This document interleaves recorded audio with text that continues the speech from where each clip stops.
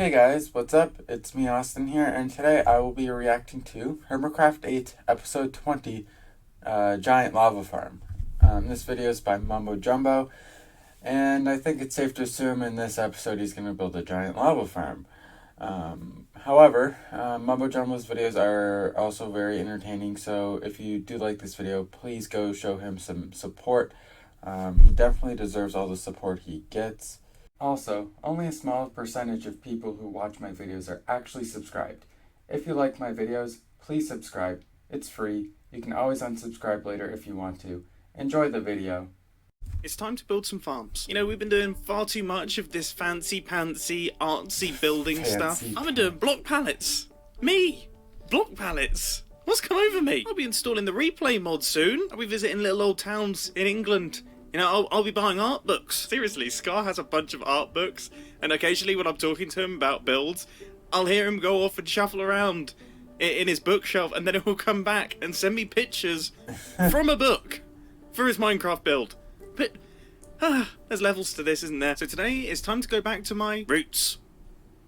These are the roots of Teresa. It feels like it's been forever since I've built a farm on the Hermitcraft server. I think the last ones I constructed were the Ghast farm, and then the Blaze farm, and that just simply won't do. And there is a farm that I desperately need to construct, and it is a lava farm that will allow me to start using my super fast XP farm. You see, this setup right here, this setup is fantastic. It is absolutely filling up with potatoes. We essentially have an infinite number of potatoes right now, but we don't have any fuel to convert them into baked potatoes and also convert them into XP. And considering I seem to be spending about 50 diamonds at passing gas per week, and also they keep running out of stock because I keep using them so much, I'm in desperate need of this being sorted. The only issue is, to build up a lava farm requires literally the most iron. I can't think of a farm that requires more iron than a lava farm, because I need about 1 billion cauldrons, and I also need about 1 bazillion buckets. And unfortunately, I spent all of the iron from my previous sponsorship deal with Tango.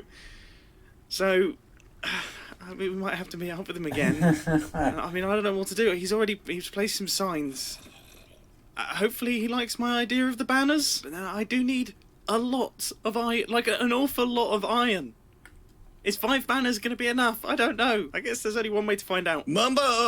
How are you? Welcome to the corner office. First things first here, this place is terrifying. You have an infestation problem? It is slightly terrifying, but you may notice that we've got underfloor lighting in the corner office. Oh, this is extremely fancy. You've upgraded. Oh, this is top tier now, yeah. I hate to say it though, I mean, I can't do official business for someone that doesn't enter through the door. Could you just quickly, sure. I mean, it's kind of hard, because, you know, like... You actually managed to put it on. That was very impressive. I'm impressed. That's right. I'm impressed. Had to use my toenails there, but it worked. Yeah, right on the edge. So you see, you know, our previous deal was incredibly successful. I think you'll agree. Have you seen a massive increase in sales? Yeah, there's a little bit of hoppers there. So, yeah, I mean, you made like, 7,000 hoppers, and I put 3 blinky signs. Yep. I think you got the better end of that deal. But absolutely. Have you sold a bunch of iron since? Well, there actually was quite a few sales there, I must say. So I reckon it was me. It's definitely my there you go. So my advertisement worked on you. That's good. All right. Well, okay, Tango, I have got... Look, okay, the sponsorship deal was hugely successful on both of our ends. Both of us, we absolutely loved that sponsorship deal. The highlight of the season for me was landing that sponsorship deal, as it was for you. You know, I'm going to put the words in your mouth there. Yep. So, I propose another one. Look at this. What? Yeah. Irons. That is so good. Look, I've got a big eye, okay, and it's Ron's big eye Ron's. Look, this big eye Ron's. That is brilliant. Yep. So I can put these left, right, and center. They could be all over the place. You know. And so what you're saying? Are you saying you need some more iron? Is that where we're going here? Oh yeah, 100%. So I put these up, and then I just get loads of iron. So I mean, I might need to do. I mean, don't get me wrong. These are These are nice, The best, and they're gimmicky. Oh, I almost fell to my death there. Look You at that. do have to watch out a little Be bit. careful there. Okay, yeah, first step there. But I think, and I'm good with that. But I think I might need some advertising freedom of my own, so to say. So to take. You're saying you to can do take to better the than next this? level. Is that? I think I could, yeah, and that's Really? good. Don't get me wrong, and I appreciate that, but I think I could take it up a little extra step if I have your permission for this sponsorship deal, of course. Well, I mean, I do really need iron. Like, there's Well, there you go. there's not many things I need much It's more a win-win deal. It's been win-win before, and it's going to continue to be win-win, right? I mean, that does sound pretty good. Uh-huh. And so you All the iron you could want, and you just let me be a little bit creative with my own advertisement, and you got a deal. I mean, this does What do sound you good. I can't help but notice that we've both. The most business deals end in both participant just being on the desk. I think so. I think so. That's when it's going really well. That's when it's Right. both people have gotten very excited. You know? When you're straddling the fern, you know time to make a deal. Yeah. Well, that was successful. You may be able to detect the slightest bit of trepidation in my voice because, honestly, I mean, you know, I don't know what he is planning. He seemed to not be that impressed by my banners, but then was very much interested in sponsoring me. So I think, I mean, I'm going to get the iron. I just don't know what that entails. I guess we'll just have to wait and see on that one. This build is still definitely one of the coolest builds on the server. Now let's see, does he actually have iron in his storage system? I'm gonna need more iron than that. I guess we could also raid big irons. Aha! That's maybe a little bit more like it, yes. I'm about 60% sure that this is going to be enough iron for the project, but if we need more, of course we can return. It's a pleasure doing business with you, Tango. So this project is going to require a ton of resources outside of iron. We need loads of observers, loads of pistons, and we also need tons upon tons of dripstone, which I've just realised, I don't know where we're going to get that from. Am I going to have to do another sponsorship deal? Just keep going. I mean, I could just come in here and shave the tips off of Cub's dripstone. I'm sure he wouldn't notice too much. I'm not going to do that. Don't worry, Cub. I think this should be the final thing that I need, other than the dripstone, of course. I'm pretty confident that this should be enough to actually get the ball rolling. My glass is just smelting. I am genuinely going to have to go out for a mining session soon, though, because these are my final 2 stacks of redstone dust. But thankfully, this design doesn't actually use too much redstone dust, so we should be okay. Right. I think it's time to start building. And the place where I'm going to be constructing it is on the overworld side of where my ghast farm is. Now this is about 1,500 blocks away in the nether, so 10,000 blocks away in the overworld, which means hopefully it shouldn't get in the way of anyone's plans. Immediately I regret not bringing a bed, but I just remembered I brought enough iron to make about 3,000 sets of shears, so thankfully we're okay. So I guess let's get to work. This block right here is going to be where I stand, and then this is where all of the cauldrons are going to be going. And essentially I'm just going to create an absolutely enormous piston feed tape that snakes its way around, eventually coming back to the beginning. And that's how we're going to do it. 9, 10, 11, and then we need a block and a piston facing in this direction, just like that. And then 1, 2, 3. I think we can get away with 3, or maybe even 2, because we could have a piston going across like this, and then we'd have our observers there that would trigger the piston. Yeah, that should do it. This is going to look absolutely ridiculously cool. Just imagining this enormous expanse of cauldrons. And to those of you who are concerned about lag, it actually shouldn't be that laggy, because the way that this piston feed tape is going to work is only one set of blocks is going to be moving at any given time. So that shouldn't cause any issues. It's not like the entire chain is going to be shifting about the entire time, because yeah, that would be a huge problem. It's just each little strip is going to move independently and gradually work its way round. It will all make sense once it's finished. Anyway, this is 1 stack of cauldrons in, another 4 stacks of cauldrons to go, and now there are 2 stacks. I'm starting to think that maybe we need more than 5 stacks of cauldrons in this thing, because I want it to look massive. Alright, this seems about right for 1/2 of the build. This looks pretty good. This looks really, really good.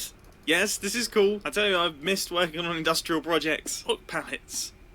I've been building block pallets. So now it's time for me to change direction. So if I just do a little kind of squiggle like this, we can then go 11 blocks up like this. Or actually, it's probably smarter that I do another bend here, and then I make my way back across in this direction. So then we can do 12 blocks off here, and keep everything quite compact. The question is it going to be too compact? So our piston pushing across is going to go here.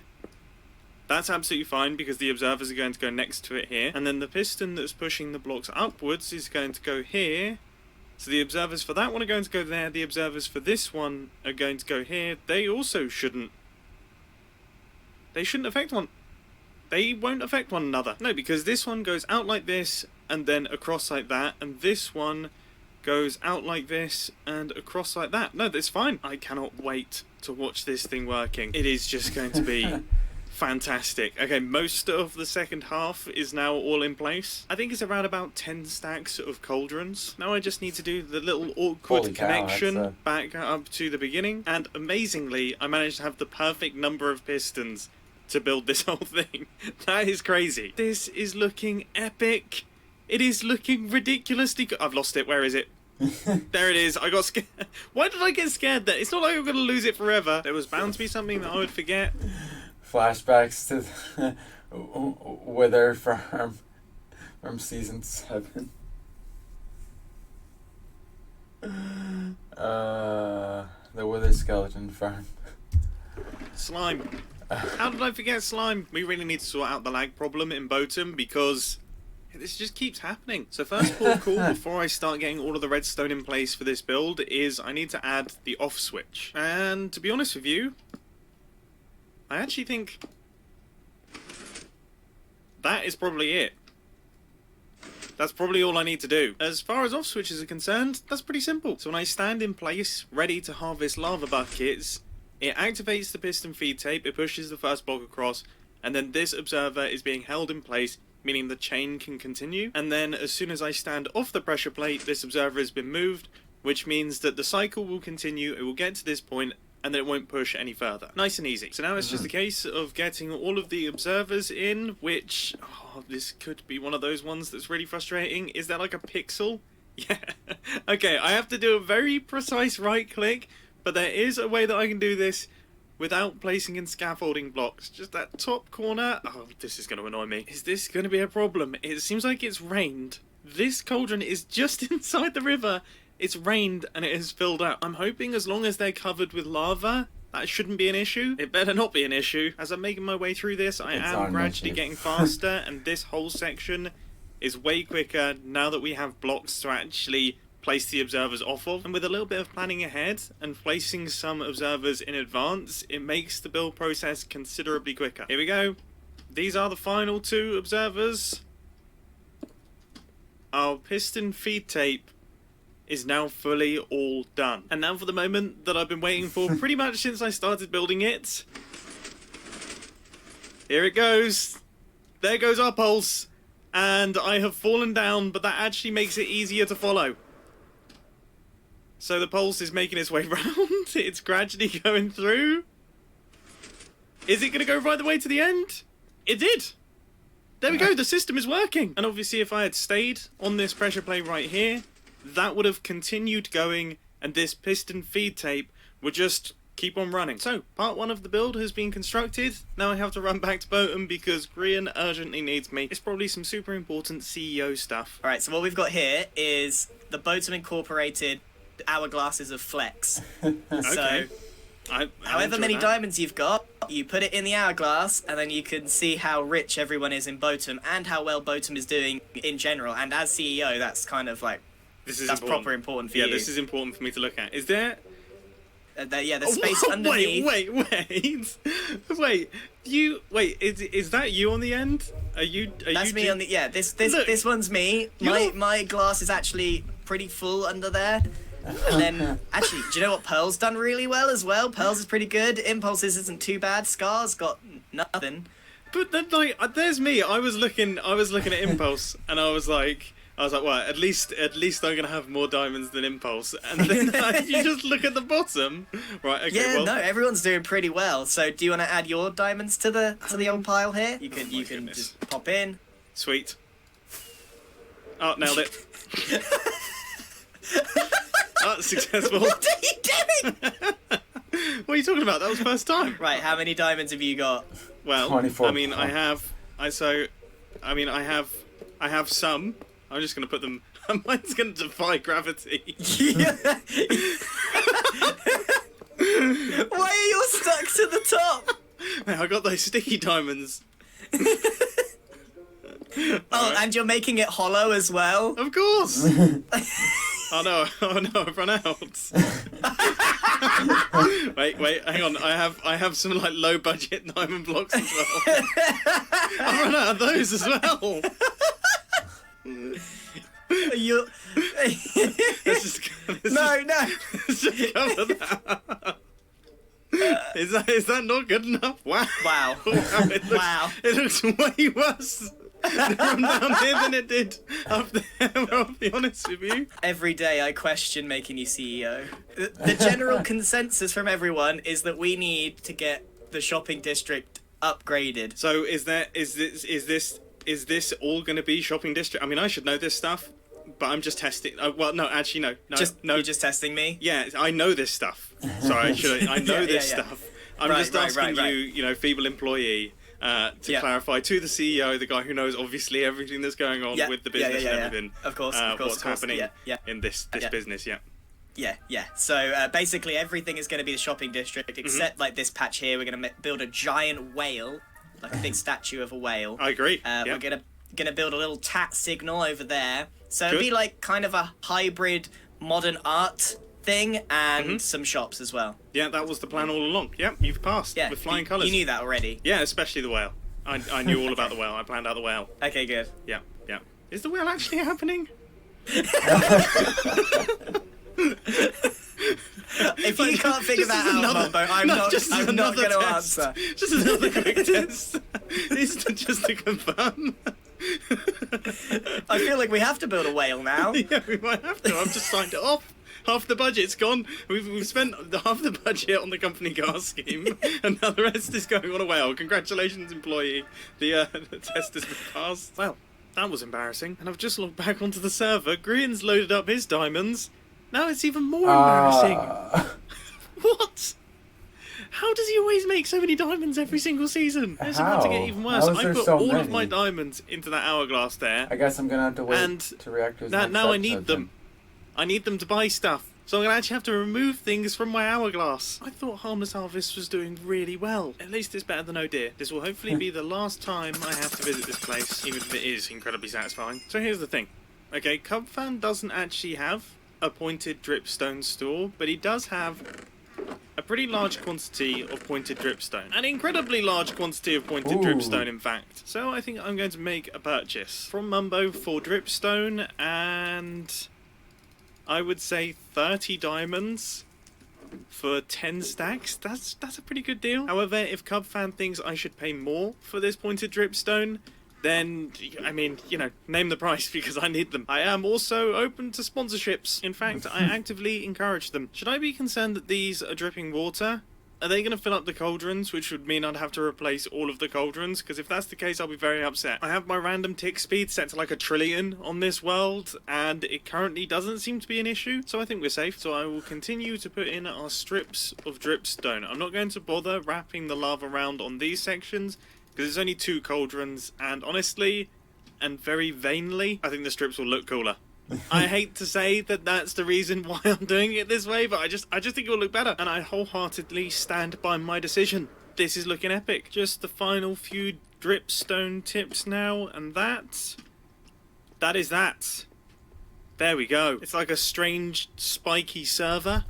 Is it? I don't know. Did that make sense in the slightest? I mean, it kind of looks like a server rack, just with more spike. Yeah, I stand by my statement. Now, it is completely unnecessary for me to use glass here, but for some reason, whenever liquid's involved, I just can't think of using anything other than glass to contain them. I could very easily use stone bricks for this, but my body won't allow it. I am starting to realise, however, that I am probably going to need way more glass than I originally imagined. I think I brought about 12 stacks with me, and that is not going to be anywhere near enough. I don't believe it. This is 100% payback for having the perfect number of pistons. The universe giveth and taketh away. But thankfully I constructed this thing above a desert, so getting more sand to make more glass wasn't exactly stressful. But what is going to be stressful is filling this thing with lava.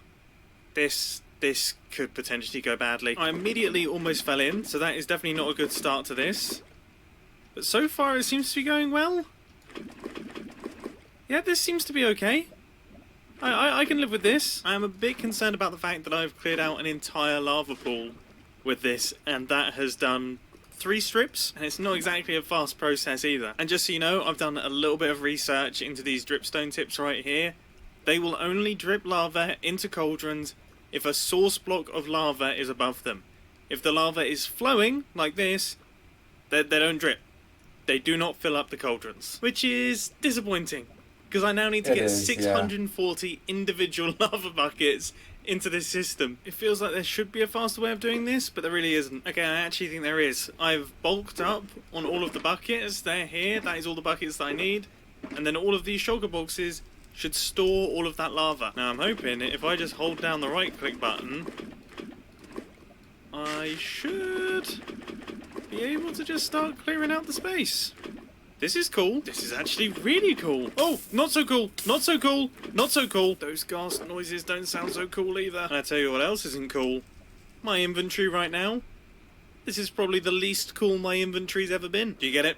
Because I'm holding like 600 lava buckets. Progress is coming along well though. I've got about half of the lava all in place. And I am genuinely amazed at how fast these cauldrons are filling up. This is way quicker than I was expecting, which essentially means that this farm is pointlessly big, but I don't care because it looks cool. Final few lava buckets going in now, and I just want to once again return to that statement that I made a couple seconds ago. This does look really cool. I mean, look at it. Just look at it. What do you just This is look at great. it? I need to be very careful about flying over it. Always check the durability of your elytra as you're passing over this thing. So the final thing that I need to do is I need to add storage for all of the filled lava buckets and also do a constant resupply of empty buckets so that I can AFK at this thing. Because that is the whole point of this farm. And I imagine something like this should work quite nicely. So if I stand here... Okay. Right, this is good, this is good. So if the rest of my inventory is filled... Yep, these buckets are cycling well. And then if I hold down the right click button, I should begin to harvest lava, and the lava should pop out and end up in that hopper there. Eventually... There it is. Okay, the lava farm is fully functional. And after a slight rewire, I fixed an issue where buckets would get stuck on this block. And now everything is completed and is ready to go. We have got ourselves a fully functional lava farm, which means we now have ourselves a fully functional XP farm. This has been an incredibly fun project to work on. It's been good getting back to my roots. Looks great. Working on something industrial and farming related. I really do hope that you've enjoyed this Hermitcraft episode. And yeah, I guess I'll catch you in the next one. I've run out of things to say. I'll see you later. To anyone who's not a YouTuber, you will never know how strange it is to try and sign off and also introduce a video. There's something about starting and ending a video that is just... It's such a challenge. It's so difficult. Because like nothing comes out natural. Suddenly you go into TV presenter mode.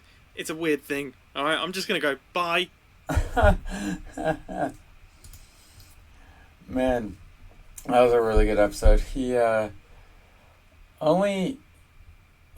Man, like, he just took a 20 minutes...